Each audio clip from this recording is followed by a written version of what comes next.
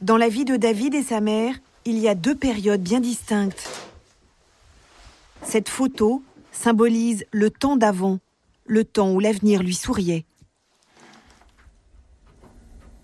Des fois même, je regarde cette photo, j'ai une petite larme, quoi, parce que je me dis, j'étais bien. Pourtant, il a déjà le regard sombre. Il a à peine 15 ans et il fume du cannabis au-delà du raisonnable. Vous fumiez combien, là, à peu près, à cette période ? À peu près 20 joints. Par jour ? Par jour, ouais.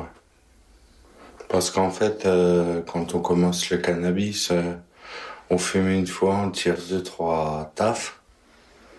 On est tout de suite, on sent l'effet, quoi. Mais après, il faut chaque fois plus pour avoir cet effet. David, un petit garçon jovial, épanoui, qui en grandissant s'assombrit. Un immense mal-être l'envahit. Fumer du cannabis le soulage, croit-il. Mais il se recroqueville sur lui-même. Au collège, c'est notre chute, il devient agressif. À tel point que sa mère, dépassée, le fait hospitaliser. Un médecin lui révèle alors que son fils fume des joints, beaucoup de joints.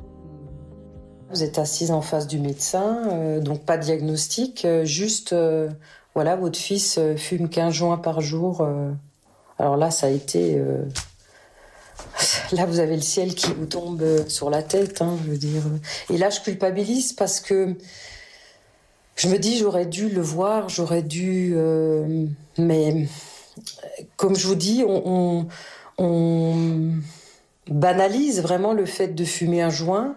En plus, il y a l'adolescence, alors on met beaucoup de choses sur le compte de l'adolescence. Cette photo a été prise lors d'un repas familial, quelques semaines avant que David soit interné à l'hôpital psychiatrique. Un internement en urgence, car il a des accès de violence. Le cannabis l'enfonce dans la dépression jusqu'au suicide. La première tentative suicide que tu as faite à l'hôpital, c'était... Ça me fait... Excusez-moi, mais ça a été essayer de se pendre avec un cintre. Accroché au lustre, donc à l'hôpital même. Et il avait quel âge ? 15 ans et demi. Et c'était vraiment in extremis qu'on l'a récupéré. D'ailleurs, les 3 tentatives de suicide que David a faites ont toujours été faites à l'hôpital. Et là, c'était aussi lié à la prise de cannabis, c'était des périodes. Tout à fait. Ces 3-là, c'était lié vraiment à la prise de cannabis. En fait, à 15 ans, David est en train de devenir schizophrène. Il est envahi d'hallucinations. Donc voici ma chambre. Le cannabis aggrave ses crises. J'entendais des voix, des personnes qui n'existent pas. Et qui vous disaient quoi ? Qui me disaient ouais, fais ça, fais ci, t'es con, t'es qu'un gros con. Vous aviez des crises d'hallucination plus fortes quand vous aviez fumé ? Oui. Aujourd'hui, les médicaments ont fait taire ces voix. À 30 ans, David, invalide à 80%, aimerait travailler, mais en est incapable. Il passe l'essentiel de son temps dans sa chambre, à jouer aux jeux vidéo. Fini. Gagne. David serait-il devenu schizophrène s'il n'avait pas fumé de pétard à l'adolescence ? C'est l'une des grandes questions qui agitent le corps médical, alors qu'il n'y a jamais eu autant de jeunes fumeurs. À 14 ans, 1 ado sur 4 a déjà essayé. À 17 ans, c'est 1 sur 2. La France, championne d'Europe du cannabis chez les mineurs. Les médecins tirent la sonnette d'alarme. À cet âge, les dégâts peuvent être irréversibles. Le début de l'adolescence est clairement une période à risque puisque c'est un moment où le cerveau se développe beaucoup. En quoi le cannabis altère-t-il la santé mentale de ces jeunes adeptes ? Quels sont ses effets à long terme ? Et comment les parents peuvent-ils réagir face à des ados métamorphosés par cette plante ? Je le reconnaissais pas. Et surtout, il y avait le fait que je le reconnaissais pas et le fait que je ne savais pas ce qu'il allait devenir. Le cannabis, une drogue pas si douce.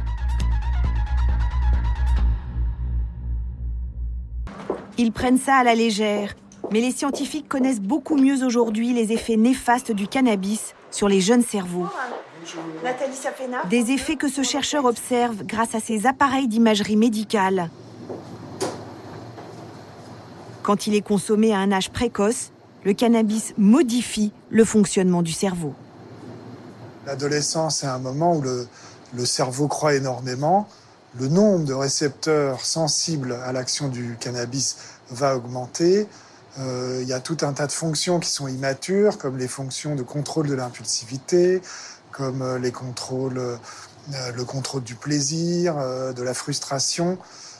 Toutes ces fonctions immatures vont être très sensibles à l'effet du cannabis. Pire encore, des effets se font sentir des années plus tard. Exemple avec ces tests de mémoire chez 3 groupes d'adultes. Les résultats sont sans appel. Ceux qui ont fumé du cannabis à 14 ans, à gauche, ceux qui ont commencé à 18 ans et ceux qui n'ont jamais fumé. On voit que si on prend une personne qui a débuté tôt à l'adolescence, en moyenne, il y a une baisse des performances qui est plus forte que s'il a commencé plus tard. D'où l'importance pour les parents de réagir très vite, ce qui n'est pas toujours facile. Tu vas bien ? Excuse-moi 2 secondes. Étienne est étudiant en droit. Quand il commence à fumer, il est en 3e. L'escalade est rapide.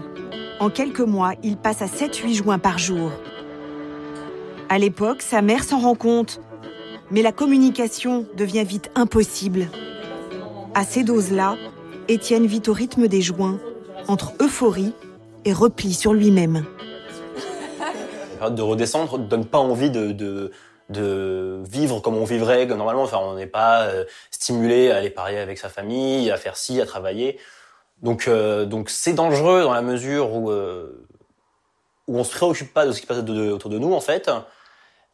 Et c'est ça le véritable problème, je pense. Sa mère réalise qu'il est en train de se détruire. Il sèche les cours, il se met à voler de l'argent. Un soir, une dispute tourne mal et l'adolescent lève la main.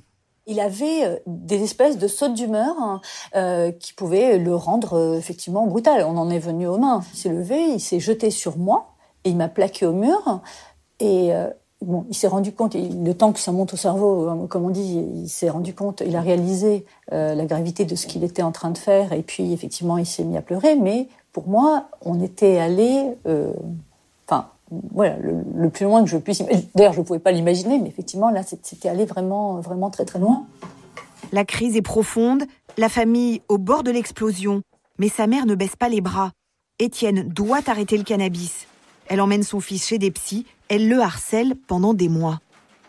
Je ne te laisserai pas tomber. Tu peux faire ce que tu veux. Moi, je sais ce que je suis en train de faire. Et je te prends, je te porterai jusque là où je veux que tu ailles. Et ça durera 10 ans, tu mourras sur ton dos. Donc je disais, arrête le plus tôt possible. Parce que comme ça, ce sera fini. Et c'était vraiment ce que je disais. Et ensuite, on rentrera dans une relation normale où tu pourras aller venir sans que chaque fois, je te regarde de travers pour savoir ce que tu as fait pendant que tu étais hors de la maison. Vraiment, le concept de l'ado, je trouve... La stratégie a fini par payer. Aujourd'hui, Étienne n'est plus accro au cannabis. Il a renoué avec sa mère et sa sœur et se passionne pour ses études de droit. Mais parfois, la famille est impuissante. À l'hôpital psychiatrique Sainte-Anne à Paris, nous avons rencontré Thomas, enfermé ici à la demande de ses parents depuis 3 semaines. Un coup de tonnerre dans la vie de cet étudiant de 22 ans en école d'ingénieur. Le cannabis qu'il fume sans retenue depuis l'adolescence a agi comme le révélateur d'une pathologie psychiatrique. Bonjour. Bonjour. Bonjour monsieur. Bonjour, enchanté. Vous avez donc arrêté le traitement ou comment vous avez... Une maladie qu'il portait en lui sans le savoir. J'ai été diagnostiqué donc des troubles de l'humeur. Et donc je souffre de troubles bipolaires de type 1, je peux passer d'un état maniaque à un état dépressif. Des gens qui, on va dire, ont des signes peut-être avant-coureurs d'une pathologie, encore une fois psychiatrique, peuvent, avec le cannabis, déclencher la maladie. Alors qu'il ne l'aurait pas déclenché forcément s'il n'avait pas fumé. C'est difficile à dire, c'est-à-dire que souvent quand même, ce côté donc biologique fait qu'on entrera dans la maladie plus tardivement, mais effectivement la consommation de cannabis Une fois elle a été initiée, surtout si elle a été initiée, on va dire dans la plus grande jeunesse, généralement là ces derniers temps c'est 12-13 ans au moins, il y a un risque plus élevé d'entrer plus rapidement dans la maladie. Cela fait déjà 2 fois que Thomas est hospitalisé pour bouffée délirante aiguë. À chaque fois, le même délire provoqué par les joints. Il se prend pour Dieu. Ouais.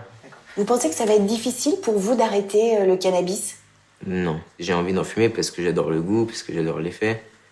Mais voilà, je suis prêt à faire ce sacrifice parce que j'ai déjà trop perdu à cause de ça.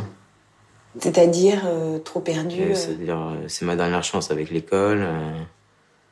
J'ai fait beaucoup de mal à mes proches à cause des épisodes délirants que j'ai eus, de ce que j'ai pu dire, ce que j'ai pu faire.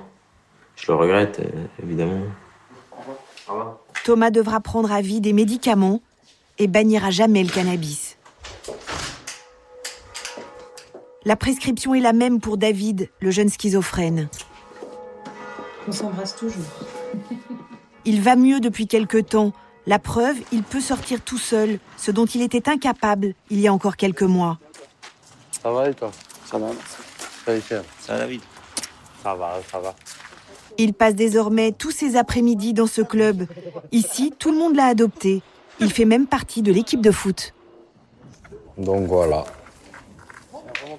Moi, je suis là. David, vous êtes le gardien? Le gardien, ouais. C'est un bon gardien? C'est le meilleur. Ses copains savent parfaitement quels sont les dangers du cannabis pour David. Et ils veillent sur lui. On est un peu là pour un peu le soutenir. Les copains, ils sont là pour ça. Donc pas de cannabis Non. Quand David est là. En tout cas, il n'a pas intérêt devant nous. Oh, ça c'est... Il n'a pas intérêt, il le sait. Je sais que je suis fragile et que, entre guillemets, à tout moment, on peut y retoucher à ça. À tout moment. Il suffit que je suis pas bien un moment.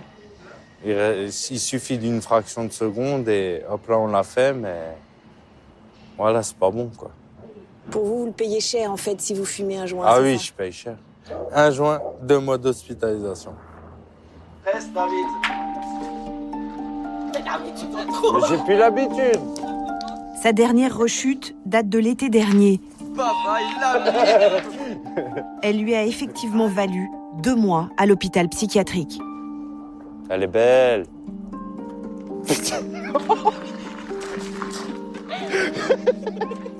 Elle joue encore mieux.